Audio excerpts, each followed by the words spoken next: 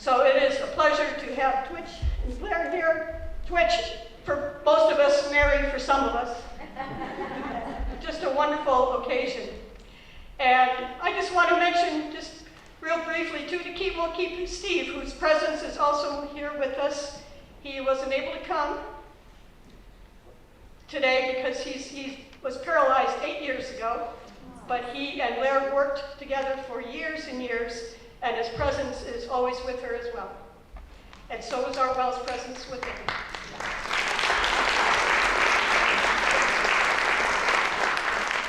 So let us on this beautiful day take a few minutes to breathe in that spirit of Wells, to breathe in the love of our community, the love of this college, the love of the lake, the geese, and all that makes this place so very special.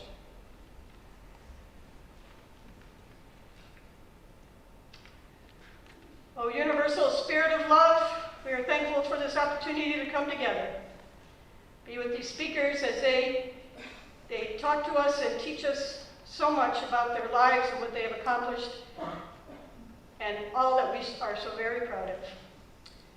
We pray all these things and ask all these things in the name of all that is holy and sacred, and in the spirit of Wells.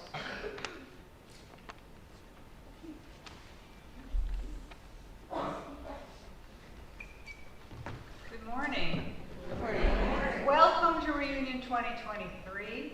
I'm Christine Solander Gordon, class of 1980, and I've just finished my first year as your WCA president.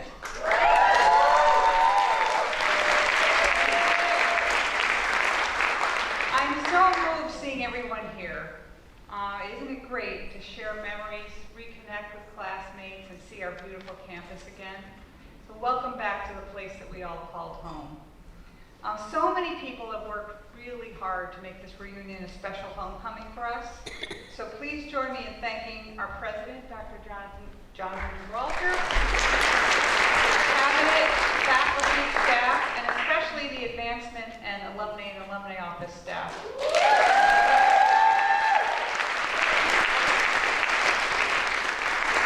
Thanking our pianist, Russell Postgate, as well. And our officiant, the Reverend Barbara Blum, class of 1982. Also, a huge shout out to the students who have been working reunion. It took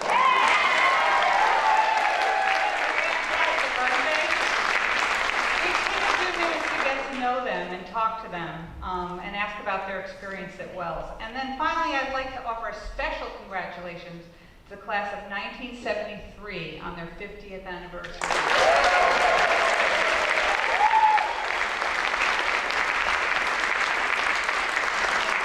As we convene this morning to present the WCA's highest honor, the WCA Award, I want to recognize the chair of our WCA Award Committee, Megan Donovan, class of 1988, and her committee, Martha Dove, 1979, Alyssa Frederick Burkett, 06, Stephanie Jones Labati, 06, Deb Murphy, 91, and Meg Tocatines, 77. If you're here, could you please stand up so we can recognize you?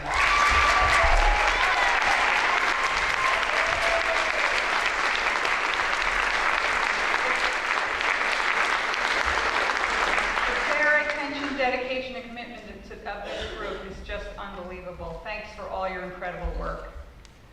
This year we're celebrating our 55th year of the WCA Award. To my knowledge, Wells is the only school in the country where the Alumni Association selects the awardees. The WCA Award was designed to recognize Wells alumni and alumni of high achievement in their professions and careers, in volunteer and community work, in service to their alma mater, or in some combination of these endeavors. It honors those who've been uniquely empowered by their undergraduate experience, those who see their Wells education as providing a special foundation or sense of direction, and whose subsequent contributions reflect distinction on them as well as on the college. Each year since the award was first made in 1968, the committee has painstakingly considered, vetted, and researched a wide-ranging pool of nominees, and has ultimately and unfailingly selected wonderful and deserving recipients, including several past recipients who've joined us again this year. And so please join me in recognizing the past recipients who are here this weekend, and please stand if you're here. Fiona Morgan Fine, class of 1964. Toby Tyler Vanderborn, class of 1970. And Susan Mills, 68, who's 2000. Thank you for being here with us. And so now we move to talk more about our wonderful recipients for this year. Blair Handley Jenkins, Wells College class of 69, is being honored by the Wells College Association of Alumnae and Alumni for her career in education. Blair spent more than 40 years working in independent schools as an educator and administrator. Her career included stops in Colorado, New York, Massachusetts, and Oregon. In every locale, her compassion and leadership touched the lives of her students, their families, their colleagues, and she's really left a lasting legacy. The independent institutions where she worked benefited from her dedication and commitment in numerous ways: strong leadership, successful fundraising, construction of new buildings, overall sustainability, and new and preserved traditions. Throughout her career, Blair has shown herself to be an intelligent and personable collaborator, capable of leading groups to consensus on difficult issues. During her tenure at Dana Hall, an independent boarding and day school for girls grades 5 through 12, she progressed through a series of positions while working to repair frayed relationships. During the school's accreditation renewal process, Dana Hall was facing many challenges and therefore was reviewing its mission and trying to build consensus on how to proceed forward. Literally everything had to be on the table if the school was to successfully define itself in a changing world. All cultural aspects, no matter how cherished, had to be rethought and critically scrutinized in terms of their effects on the institution's long-term sustainability. And in the end, the school recommitted to its mission and found its way forward, including 2 capital projects that resulted in a state-of-the-art science center and a new sports complex that revitalized the campus, helped to attract new students, and created new opportunities for sources of revenue. The significance of these challenges and accomplishments is demonstrated by a business case study written by the Harvard Business School, examining Blair's leadership and funding decisions through this difficult path. After retiring from Dana Hall and following a brief stop in Colorado, Blair and her husband Steve relocated to Bend, Oregon. According to Julie Amberg, the current head of school at Cascades Academy, Blair had just retired from her prestigious career when she first approached Cascades Academy. Blair hoped to become more connected to kids, families, teachers, and the community, and Julie said, not many people would start over with a school in its infancy and facing so many challenges. The school's been transformed through Blair's vision and her impact. She utilized her gift for fundraising to help raise $6.5 million of a $10 million project to build a new school and develop its campus. Yes. The school was built to LEED standards and opened in 2013. Quite a change from the school being housed in a dilapidated former Department of Motor Vehicles construction trailer. Blair has had a profound impact on the lives, education, and futures of the students, families, staff, and educators. Julie shared that Blair is exceptional. She touches lives, kids, and teachers. She has helped create a culture of care, connectedness, and inclusivity. For her leadership and dedication to school children, their families, and her community, the Wells College Association of Alumnae and Alumni is proud to honor Blair Handley Jenkins with its 2023 award.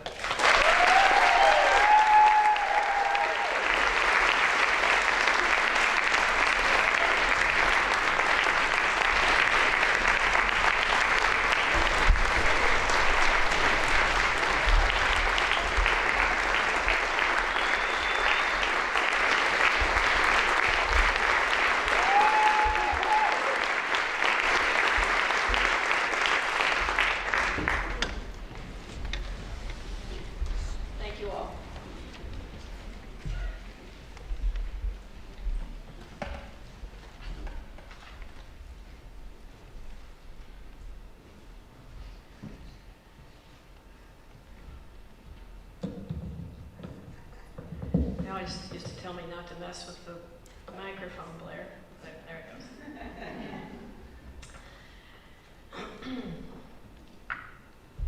So, Chris, I want to thank the Alumni Council and the college for this very generous and unexpected recognition. Most of all, I want to thank the Alumni Council members, both present and past, for all of your efforts on behalf of the college. From a lifetime of experience working in independent schools, I know how invaluable alumni support is, and recently Wells has been a prime example of this. I met Fiona last night. Where are you, Fiona? I love Fiona. And I wish you'd been at my side for 45 years. You're the best. Thank you. I know, too, that alumni support may be even more important for the college in its new form. The old Wells, the women's college many of us knew, hasn't disappeared. It has just transformed itself. The new Wells is the old Wells, both adapting itself to the changing world around and trying hard at the same time to anticipate the mostly unpredictable future. No matter when we were here, 1948?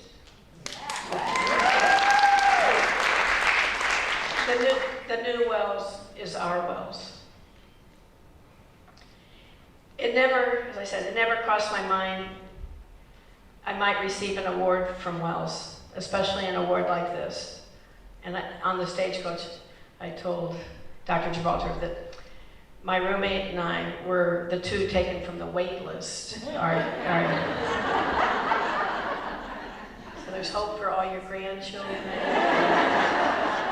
someday. It was a huge honor to be recognized by the alma mater. But I think oh wait, I skipped something, I'm sorry. Okay. I haven't done this for a long time. So it never crossed my mind that I'd receive this award, and I suspect not just the Alumni Council or Megan and her group, but it was also a close group of friends from the class of 1969 that had a good deal to do with my standing here today. It's a huge honor to be recognized by my alma mater, To me, it's an even bigger honor to be recognized by my classmates and my closest lifelong friends. The college is acknowledging me today for a number of successes and achievements, and I'll never forget that. But my Wells friends are the ones who have been with me throughout my professional life. They are the ones who truly know me and know what I have done with my days and years since graduating from Wells 54 years ago. Hope I don't cry. I left Wells in 1969 with some of the friends that are here currently to move to Denver with several of these classmates. The only thing I knew for sure I wanted was sunshine. It's true, isn't it? I really had no idea what I wanted to do professionally. I started off as a file clerk working for Medicaid at Blue Cross Blue Shield, $1.10 an hour. At some point later that year, I represented Wells at a local independent girls' school college night. And by the time I left that night, I'd been offered a job teaching history, coaching sports, and living in a dorm. All for $3,200 a year.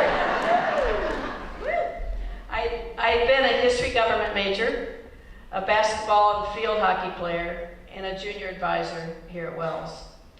And I guess Kent School in Denver thought I was prepared for the job, if only they had known. I learned a lot in that first year of teaching, and probably even more in the dorm. Good stories there. And it was enough to know that I loved schools, and I really loved working with middle and high school students. For 45 years, I composed my life around working in schools. 32 of those were in boarding schools with my husband, who was a math and Latin teacher. A true benefit of receiving this award, and that's why I think everybody should think of themselves as getting this award, has been reflection on my life. I think there were three things, as I've reflected, that made my life and career so meaningful to me. One was just being part of a community of teachers and young people. Schools are vibrant places. Each day I never knew what surprise, excitement, or even mess I would face. But I loved being part of the joy and fun of a community. I loved being able to help students, especially those who are in need of a caring adult in their lives. I loved helping to create a school culture of achievement, caring, and humor. I worked in very different schools, from traditional ones to experiential, innovative ones. From these experiences, I learned that in the end, all school communities, no matter how different from one another, are made up of equal human beings, and how we treat, support, and care for each other is the most important thing and what really matters. Second, I was lucky to have several significant mentors, both at the beginning of my career at Kent and Denver and here at Wells. I was a dean of students for many years during my career, and I think Mrs. Maloney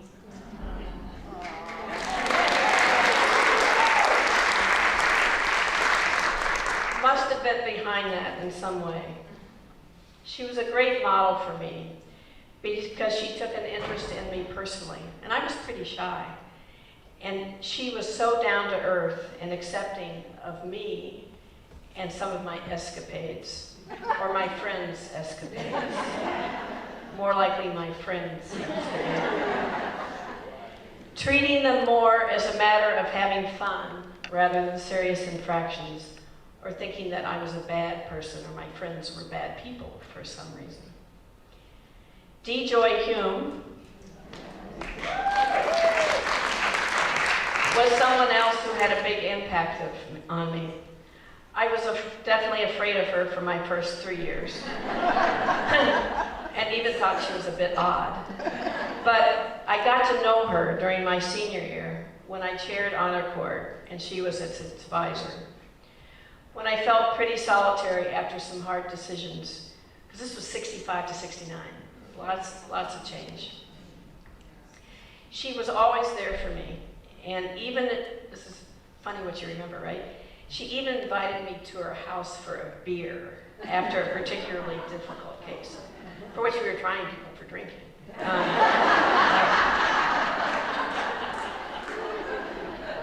Don't worry, this isn't going to be printed, so don't worry. Later in my career, and it's funny how that switch happens, I became a mentor to some young school leaders and teachers.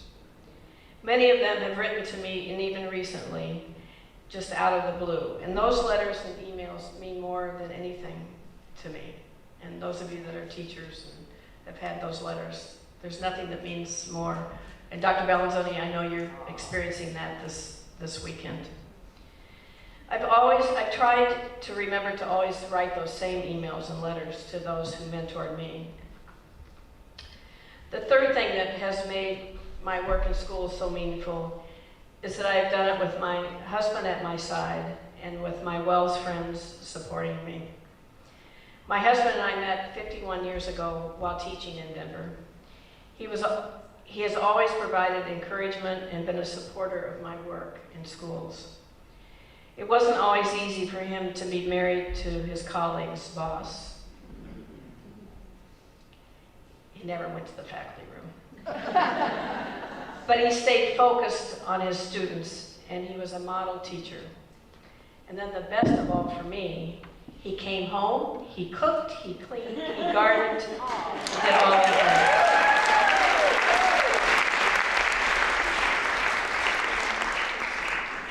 But most of all, he loved me, he encouraged me, and he believed in me, as I did in him.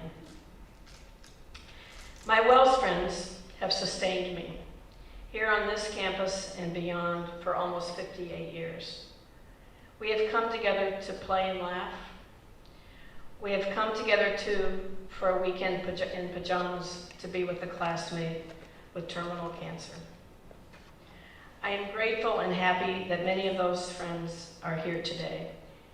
Stand up, please.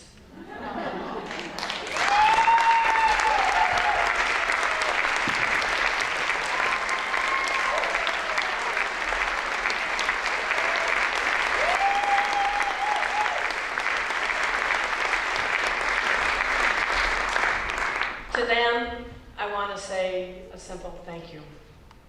You have given me true friendship and much joy and laughter. I'll refrain from saying some other things.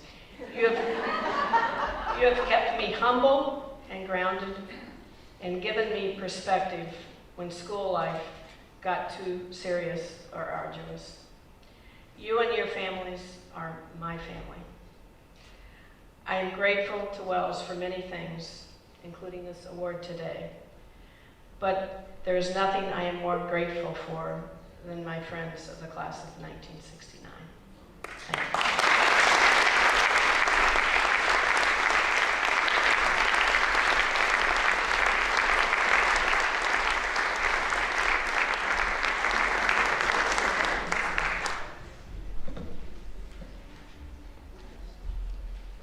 Do you know why I love my job?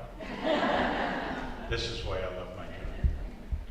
Blair, through these achievements, you've shown yourself to be truly the epitome of the college's mission. Think critically, reason wisely, and act humanely. In your work, you brought a critical eye and real wisdom to our system of education. Thank you for all you have done in your service to education, your students, and the teachers who guide them. So, quiet passion, outstanding and gifted leader, genuine, caring, resilient, kind, amazing human being, authentic, compassionate, impressed by her grace, compassion, and knowledge, her legacy of kindness, and her dedication to preparing and nurturing students. Blair, these were the words used to describe you when the award committee was doing their research.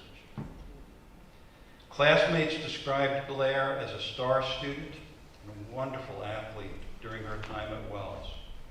She participated in student government as the head of the Judiciary Committee.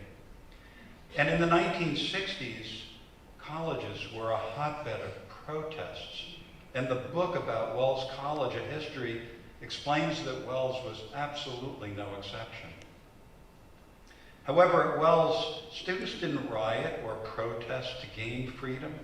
Instead, they set out to change the system.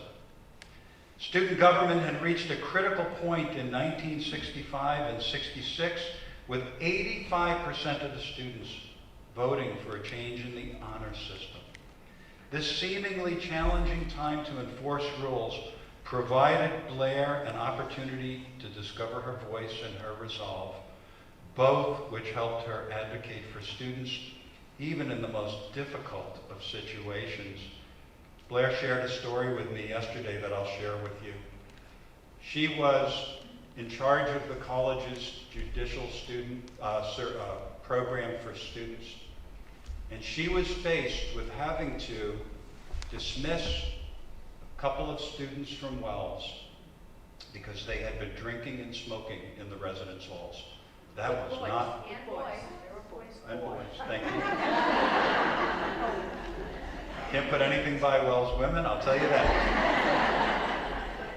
And she insisted that this be the outcome of the case because they were breaking the rules. And the president called her up and pleaded with her to change her ruling, and she would not. Wells women, I'll tell you. Blair has had such an impact on the lives of students, families, staff, and educators. That impact isn't just on education, but it's on the future, and that's why we're all here. That's why we've always been here. It's about the future. There are measurable results of her gifted ability to fundraise, which add up to the tangible outcomes of getting buildings built and creating a sustainably designed learning environment.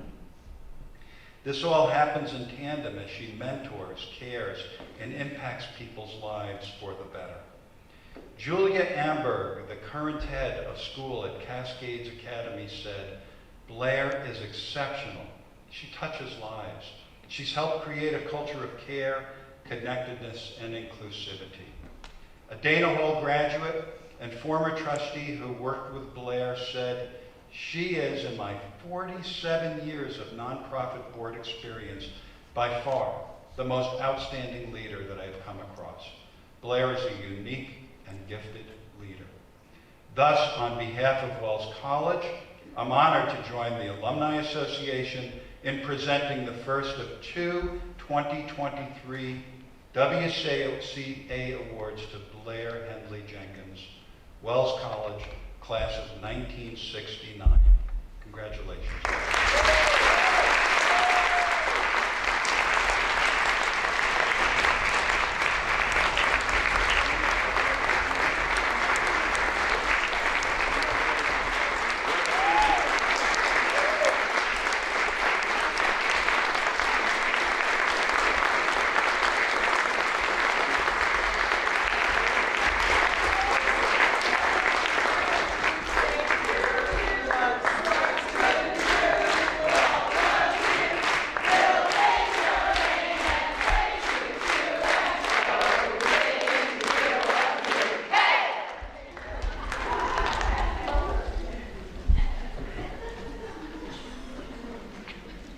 Well, we have the honor this year of presenting two awards. So the Wells College Association of Alumni and Alumni presents the 2023 WCA Award to Mary Mitchell Goodman, class of 70, in recognition of her distinction in the field of education and service to Wells and her community. Mary, or Twitch, as she said to me, nobody knows who Mary is. Twitch. Mary once said, "If you went to school in the 60s, you became an advocate." Her career and volunteer efforts have embodied this statement over the years and continue on through today. Her passions include education, the environment, and her alma mater. Her approach is always focused, optimistic, and filled with curiosity and empathy. Mary is more than a foot soldier for the causes that she's involved with. One of her most enviable qualities is seeing herself as a colleague, not a leader. Her unique talent is to connect people and cross-pollinate among organizations, strengthening each beyond its individual potential. Bill Lancelota, Assistant Director of the Westerly Library in Wilcox Park, where Mary has been a longtime volunteer and board member, said, "Without her, everyone would be in their own bubble." Mary's career in education spans both coasts. 3 years at the Catlin Gable School in Portland, Oregon, and more than 20 years teaching history, English, math, and ESL at Providence Country Day School in Providence, Rhode Island.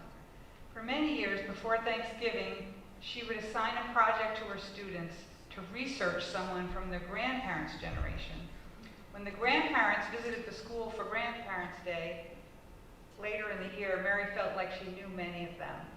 A colleague told her, "You are the only one who can have an hour-long conversation with someone, even though there's no common language."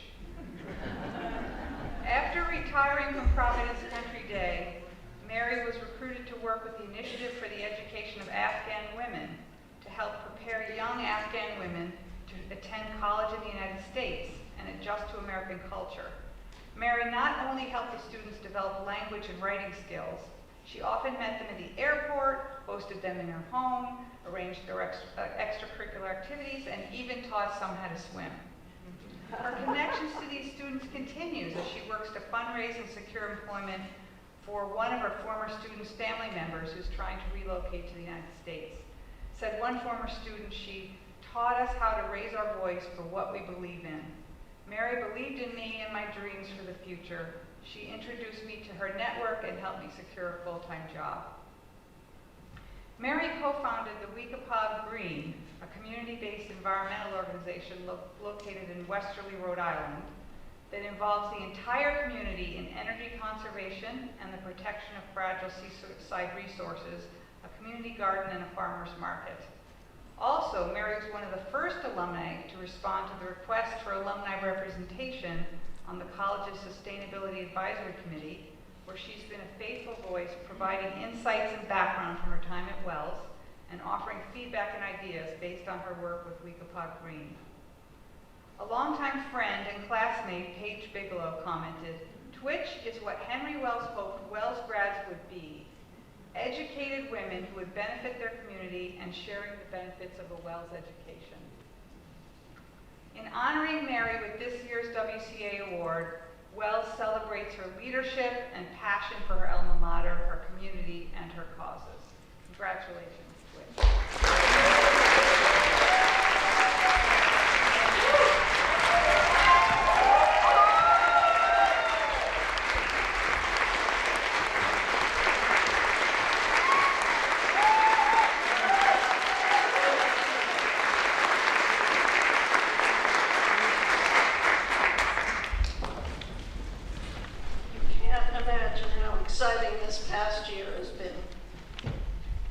Something. I'd like to thank the Wells College Association and its president, Chris Gordon, President Gibraltar, and dear friends and family and classmates. Without you, I would not be here. Our extraordinary class of 1970 began its years at Wells in the fall of 1966. However, my Wells journey actually began on August 30th, 1965. While driving home to Ohio after summer vacation in order to begin my senior year in high school, my parents, my younger brother, and I visited Wells for my admissions interview.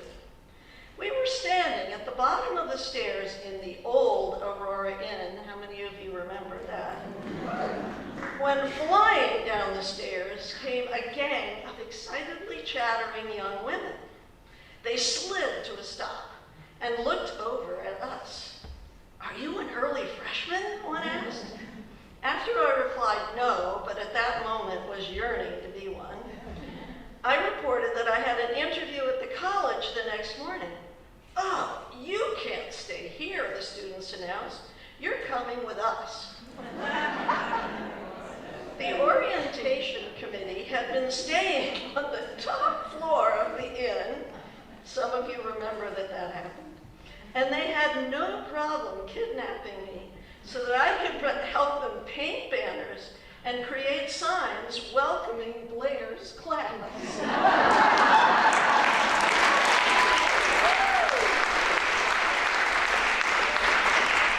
I got to spend the night in main building. And that was with the coolest group of young women I had ever met. And I think perhaps one or two from the class of '68 here today were on that orientation committee. So thanks. That made a lot of difference. The next fall, I was swept into the Wells adventure, along with capable and entertaining classmates. Professors challenged us, and thank you, Professor Bellanzoni, for encouraging me to major in history of religions. Professors challenged us to burrow deeply into issues, both in class and as we encountered the controversies of the late 60s. Our intellectual curiosity expanded as our lives in academia partnered with experiences outside of class. Perhaps tutoring Vance, a child of migrant workers, animated a passion in me for working closely with students. Additionally, engaging with the Vespers Committee to organize an abortion symposium that filled this room to overflowing was a significant experience for many of us. Of course, it was 1969. And at that time, only wealthy people had access to safe abortion.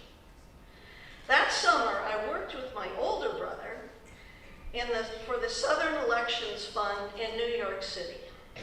We raised money for African American candidates in the South after those candidates had been prevented in myriad ways for running for office, in spite of the passage of the 1965 Voting Rights Act.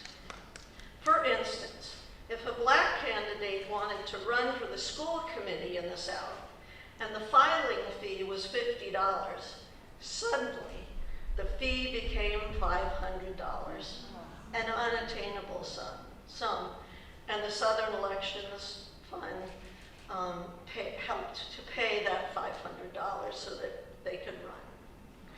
Our Wells course, and please see me afterwards if you were in this course, our Wells course in Black history was outstanding and gave us background for grasping the arguments and concerns of racial justice. One of my clearest memories of my entire life was of a dramatic candlelight march of students and professors down Main Street to protest the Vietnam War. Do you remember that one? The rally was at least a half-mile long. It was beautiful, amazing. And Vietnam was an ever-present backdrop, even for those of us who were safely here at Wells. Students were actively involved in demonstrations around the region and in Washington. And I remember hanging off the overpass over Route 90 with my sign protesting the Cambodian bombing, perhaps an integral part of my Wells experience. It is intriguing that these protests normalized activism for me that I'm sure would not have been a part of my life had I not been in Aurora in the 60s. And indeed, that practice has stood me in good stead over recent years. Thus, abundant seeds were sprouting in all of us during the crucial years of the late 1960s.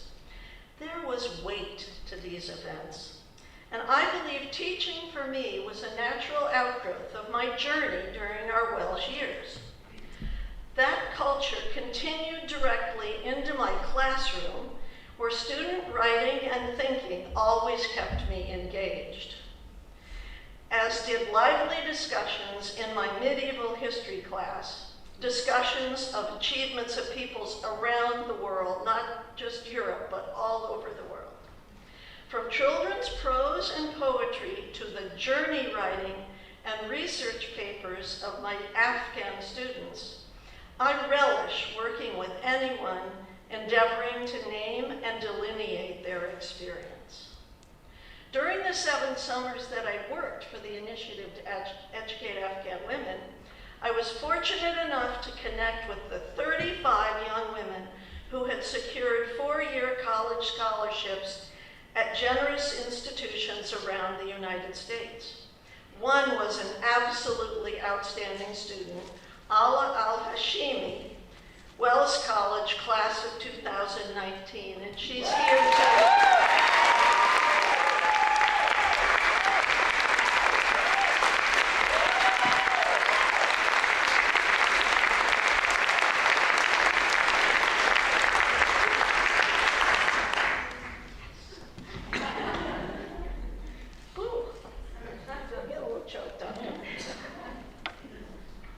Our summer orientation and academic program supported the young women as they prepared for their first year of college, but they got to go to these amazing colleges for 4 years. I was beyond riveted by their compelling stories. From Angela, who shared that at age 6 she had lived in a cave in order to hide from the Taliban and was convinced that never in her life could she leave the cave. And from Madiha, who at age 8, lost her best friend when a bomb obliterated the house next door to hers. And from women in this room who today worry continuously about sisters living in precarious circumstances in Afghanistan and Pakistan. During those summers, there was a dichotomy at work. I remember my first evening of dazzling Afghan dancing. My new students were swaying like ocean waves in the Rhode Island moonlight in gleaming and sparkling Afghan gowns. You've never seen anything so beautiful in your life. They even tried to teach me a step or two. The dancing was magical. However, the next morning in their writing, their accounts of surviving roadside bombings and the stories of risks they had taken in merely getting to work were staggering. People commented about how lucky the students were to be studying with us. But of course, I knew that I was learning more than they. There's wisdom in cliches sometimes, right? During each year of their college experiences, as many as 25 of our students, including Ala, traveled to Washington, D.C. for week-long workshops and programs at Georgetown University. Diplomats in Washington realized how much they could learn from these poised and brilliant young Afghan women as we attended seminars at the stunningly beautiful United States Institute of Peace and enjoyed colorful evenings at the Afghan Embassy. In these arenas, our students were an inspiration. We were so proud of them, and they demonstrated that there needed to be a future for Afghan women. Indeed, Wells has recognized this need as the college has welcomed 2 Afghan women to study here. Additionally, there are 2 young men from Afghanistan currently involved with the college and college students, and they would have been sponsored by Barb Blum.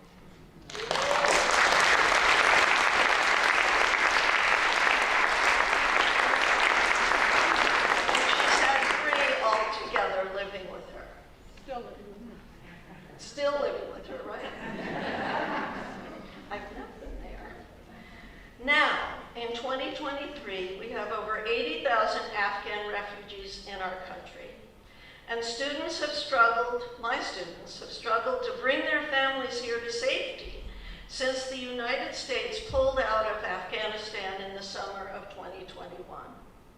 These families are exceptionally accomplished, and they can only bring the skills of their hands and of their heads, skills that enrich the fabric of our country in limitless ways.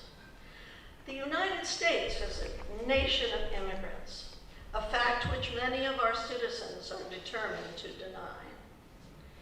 We must also remember that there is an intertwining of refugee issues and climate change challenges. Climate change will create severe demands for vulnerable peoples all over the world, as we've all been reading recently.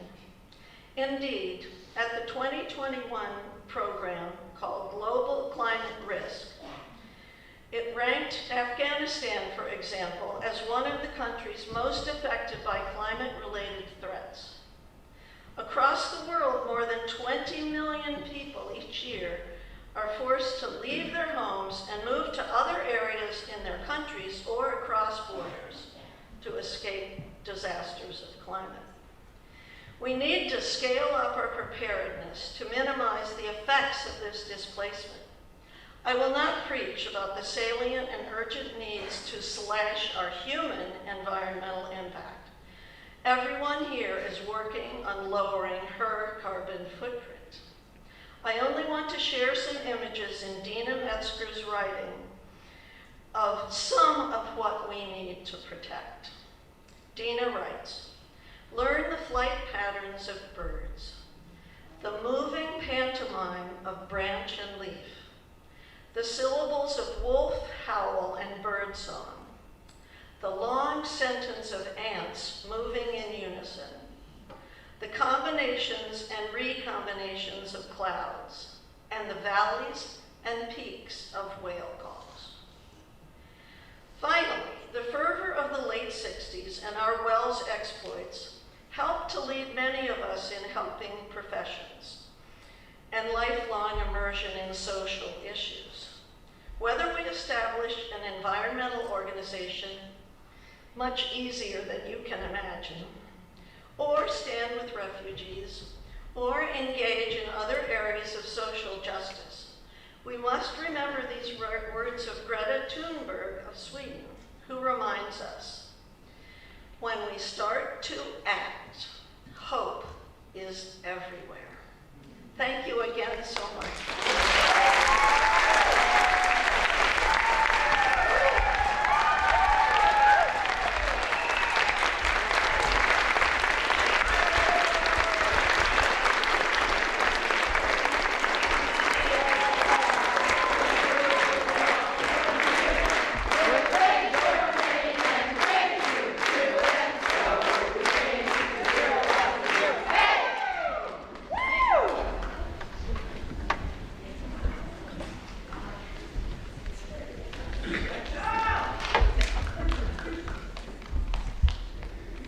Mary's two granddaughters had the opportunity to ride from the Inns of Aurora to the campus in the Wells Fargo.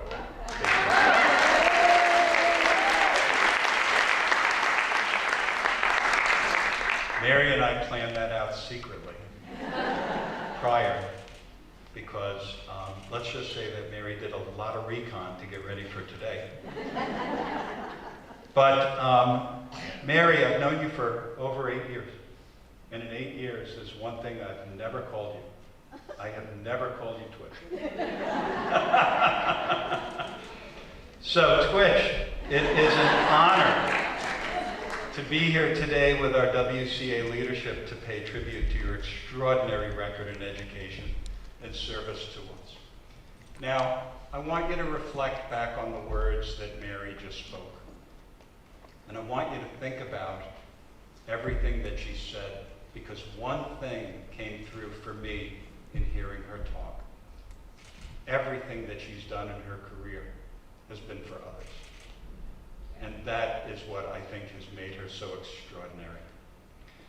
But her service to Wells, you'll remember, she served 2 terms for a total of 6 years as your reunion vice president of the WCA.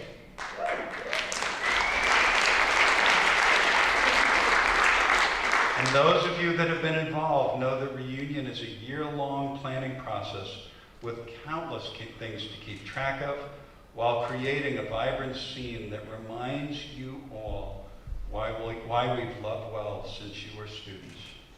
It's a big job, and fellow WCA leadership agrees she was outstanding and gracious at every turn. In addition to reunion VP, Mary has served her alma mater in the capacity of admissions representative, class agent, and class reunion chair. Most recently, she's become a member of our President's Circle, helping the advancement staff in college secure gifts of $5,000 and higher. Hint, hint. And as others commonly relate, her passion for the college makes her a wonderful ambassador. Former student mentioned in Mary's citation was able to earn her master's degree in infectious disease and epidemiology while working in the TB research lab at Weill Cornell Medical College, the employment Mary helped her secure. Now that student is a clinical research coordinator at Yale Medical School. That's worthy of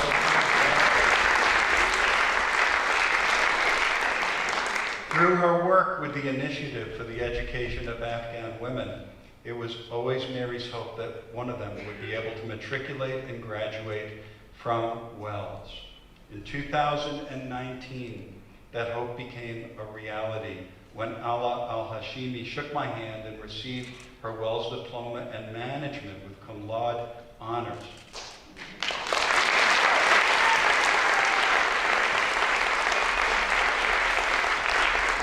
So two things, Ala. It has been my sincere honor to know you and to have known you while you were here at Wells. In my office, there is an incredibly beautiful Wells College stagecoach that Ala crafted in our ceramic studio and donated to me as a gift to Wells.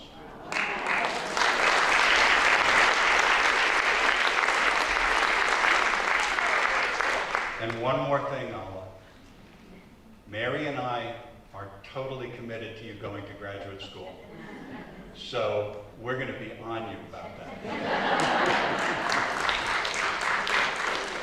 Ala was also awarded the Davis Prize for Economics, and Ala said, and I quote, "Twitch is a source of constant support to the students throughout their undergraduate studies. She's my Wells mom. I can call her whenever I have a problem or need any help, or just when I feel the need to talk to someone."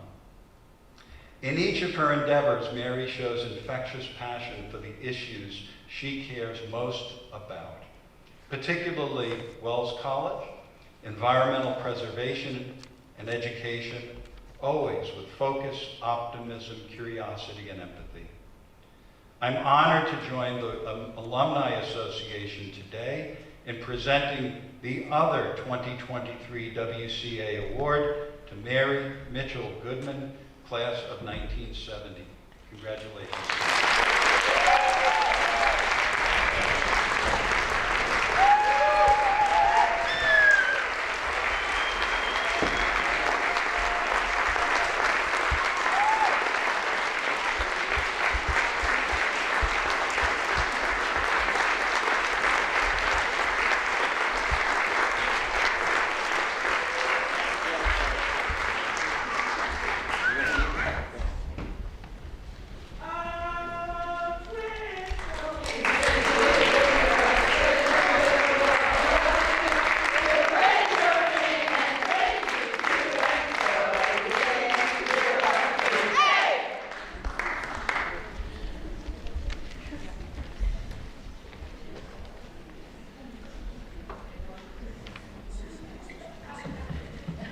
Wow.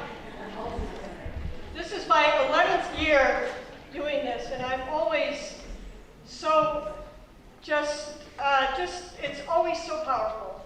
The connection that we have, the connection we have with each other, with this place, and the connection we have as we become alumni, it's just so powerful, and it's so wonderful. And that is what Wells is, it is what Wells is, and I'm so proud of the work that Twitch has done with Afghanis. I'm also I've had these young men now for almost 6 years, and their stories, as Twitch has mentioned, is really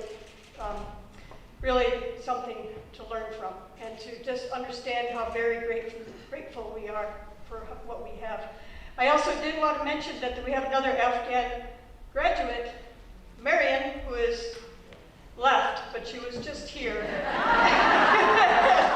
She graduated in 1997, and she just came back from, went to Afghanistan about a month ago for 35 days, and she did a program in reforestation and midwifery. She's gathering funds to send women to midwife school, become midwives and help. Yeah, and sorry she left, because she's also done some remarkable work as a Wells graduate. And always so grateful to be able to be here with everybody, and always so grateful to listen to the stories of the lives and the stories of women and men who have done so much to change this world that often needs a lot of change. So let us take a deep breath once again as we just reflect upon these words of wisdom that have been shared with us. And one of the things that always strikes me when I listen to these is how much we meant to each other and how much impact we have on each other that gives people the strength and the wisdom to do what these remarkable women have done. So let us look at one another and give each other that look of Wells power.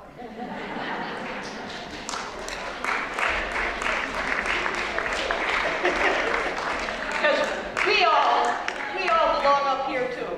So we've all done wonderful things. So with that, may you go forth from this place with Wells in your heart, with your friends, with this community, with the love that we share. And I wish you all the very best. The best that Wells has to offer, the best that we have to offer each other. Shalom. Salam. May peace be with you, and may the force be with you.